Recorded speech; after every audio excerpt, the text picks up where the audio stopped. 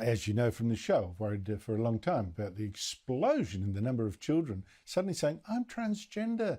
And then not just getting attention, which some seem to need, but given drugs, of course, only too quickly to suppress their puberty.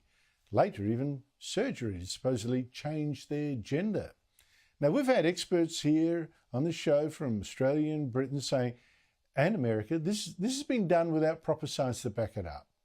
And now researchers commissioned by Britain's CAS review into transgender care say Australia's guidelines on all this, on this transition business, lack rigour and independence. And they say they fail, the people doing all this, fail to recommend formal assessments that screen these children first for things like autism or sexual orientation or other possible explanations for them thinking they're in the wrong body. But so few politicians there call for action to defend what are often very vulnerable children, to defend them from being encouraged into transgender care they may not actually need and they could regret for the rest of their lives. But in South Australia, one politician is taking a stand. She's One Nation's Sarah Game, who joins me now. Sarah, good to see you again. What are you up to? Thank you so much, Andrew. Well, what I've done is today actually introduce into Parliament a piece of legislation that would remove the teaching of gender fluidity in the curriculum and restore all matters of moral and ethical teaching back to parents. I mean, Andrew, parents have never put their hands up and said, look, we can't do this, we want government to take over. Most parents are loving parents. And I believe that parents should be in charge of the morals and ethical teaching of their children. And that includes this issue of gender fluidity, for which there is no evidence for. Now, what prompted you to do this? Well, look, Andrew, I mean, firstly, I'm a mum. I've got 3 kids. And so as you mentioned, it is about actually preserving the well-being of our young people. But also, since I've been in politics over the last couple of years, I've listened to my constituents. And I would say this is not a right-wing view, this is a responsible view. The vast, vast majority of people, certainly here in South Australia, they have communicated they want the removal of gender fluidity teaching within the curriculum. And certainly I've had many conversations confidentially with principals who are also very concerned about what's being taught in the school curriculum. Well, what is being taught? Well, I can tell you here, Andrew, that it's a standard part of the Year 7 curriculum to teach all children about the gender unicorn or the genderbread man, where children are asked to consider whether their biology matches how they feel in their heart and in their brain. And I would say we shouldn't be bringing this to the attention of our young people. Schools are there to encourage and aspiration and engender ambition in our young people. And I really believe that all matters of morals and ethics need to be run by parents. And that's exactly what this piece of legislation does.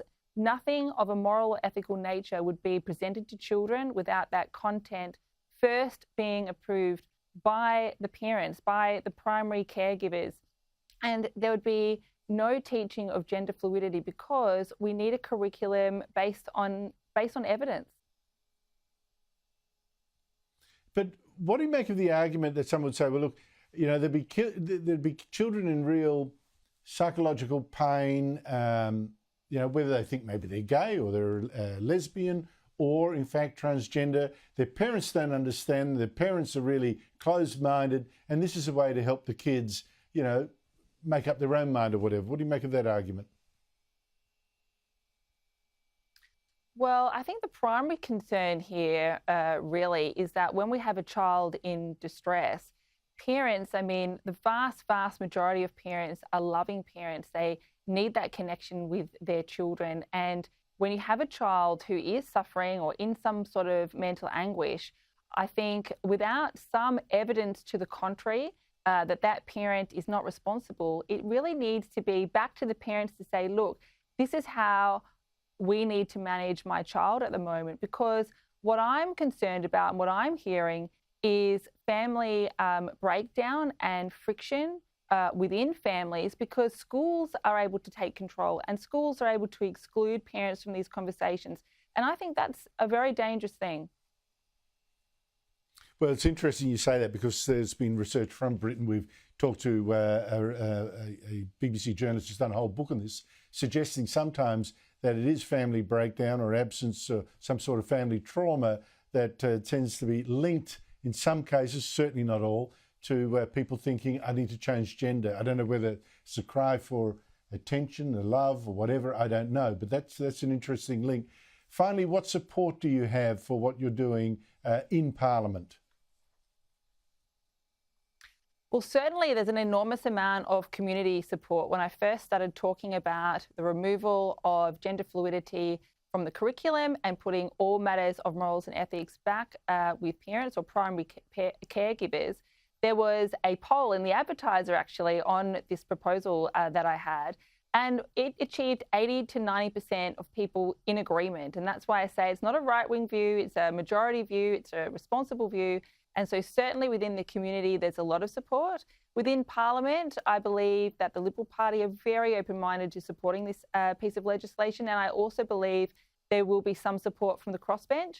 Unfortunately, when you have a Labor government and you have the level of Greens presence that we have here, it's unlikely to get through, but it's still worth putting up and it's still worth applying pressure to the Parliament. Look, raising the debate is only the first step, and if you don't do that, you'll get nowhere anyway. So good on you for doing that. Sarah Game, thank you so much for your time.